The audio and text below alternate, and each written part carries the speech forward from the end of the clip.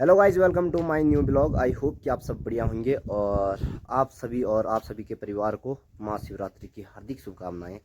और जैसे कि आज आपको पता ही है, भोलेनाथ जी का आज पर्व है, तो हमने भी सोचा कि भोलेनाथ के लिए एक दिन उपवास रख लेते हैं, जो कि हमारे सभी परिवार ने उपवास रखा है। और इसके बाद हम जाने वाले हैं भाई मंदिर में। और अकेले जा रहा था, मैंने बोला दीदी जी आ गई है, दीदी जी को बोला कि साथ चलते हैं। और सिया जी आ रही है। ये सिया रानी ने भी उपवास रखा है 2 बार खाना खाइए। और इसके बाद एक चौथा आने वाला है प्रांजल। और इसके बाद हम जाएंगे भाई मंदिर। मंदिर का हम बता सकते हैं आपको, मंदिर है हमारा सामने जो देवदार के पेड़ है, देवदार के पेड़ के बीच में है। यहाँ से हम चलते हैं। और मम्मी जी हमारे पास के लिए थाली तैयार कर रही है। और दिखाते दिखाते भाई तुम्हें अपने यहाँ का मंदिर रखियो गाइस। तो हमारी थाली भी तैयार हो चुकी है और देव पूजन की टाइम हो गया भाई, 4 बजने वाला है। तो हम सोच रहे कि निकल लेते हैं। और ले भाई इस पे डाल दो संतरा भी। और ये तैयार हो चुके हैं।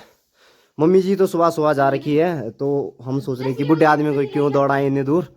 और इसलिए हम चाहते हैं कि हम खुद कष्ट करें। और वैसे तबीयत भी सही नहीं है, तबीयत का काफ़ी स्वास्थ्य खराब हो रखा है, क्योंकि जुकाम वगैरह लग गया रात को। और नहाने के बाद थोड़ा एनर्जी आई, नहीं तो पहले एकदम बहुत ही ख़त्म हो गया था सिस्टम। तो मिलते भाई तुम्हें अब रास्ते में चलते चलते। तो फाइनली गाइज हम मंदिर में पहुंच चुके हैं। ये हमारा सिद्धेश्वर महादेव का मंदिर है। और फाइनली हम प्रवेश कर चुके हैं। और सिया रानी भी पहुँच गई है। रास्ता काफ़ी ख़राब था, पर फिर भी हाथ पकड़ के आई गई है। कुछ नहीं होता, कुछ नहीं है, चुप गया कुछ, आगे चल। तो ये गाइज हमारा बहुत ही पौराणिक मंदिर है। इसका इतिहास बताएंगे हम थोड़ा, पहले हम पूजा करके आते हैं।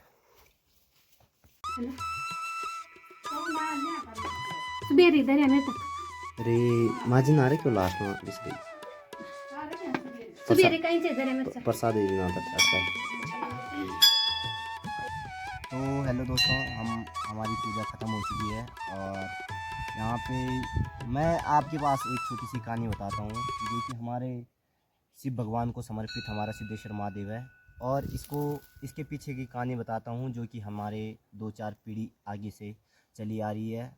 क्या महत्व इस मंदिर का है?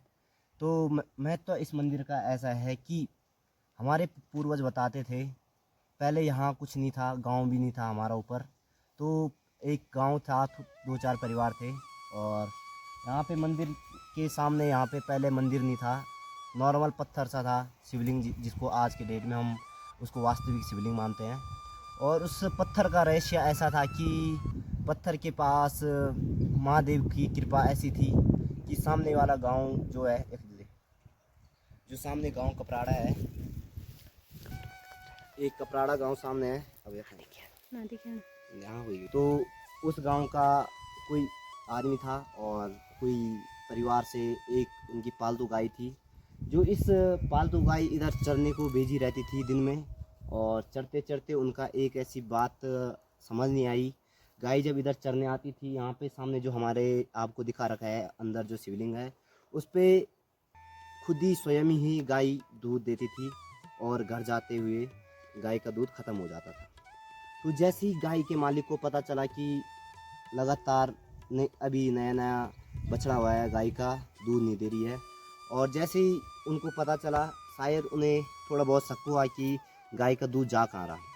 तो एक दिन वो स्वयं गाय के साथ आए, और गाय के साथ उन्हें लगा चोरी हो रहा दूध।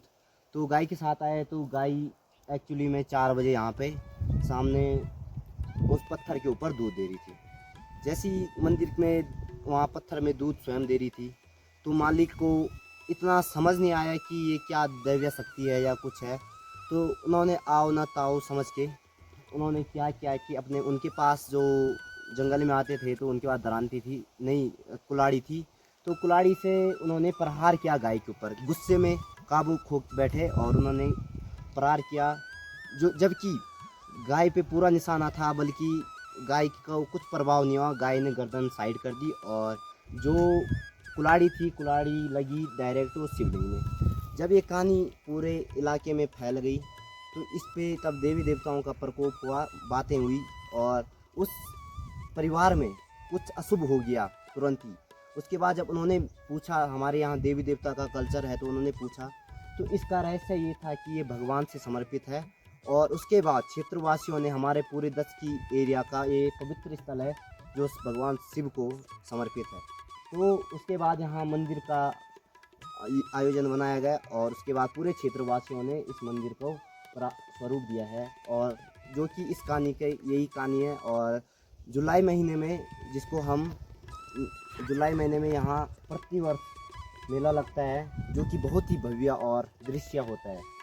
और इनका स्वयं का पानी है सामने। और ज़्यादा ना ज्ञान होते हुए इतना ही ज्ञान हमें इस मंदिर के बारे में अभी तक है।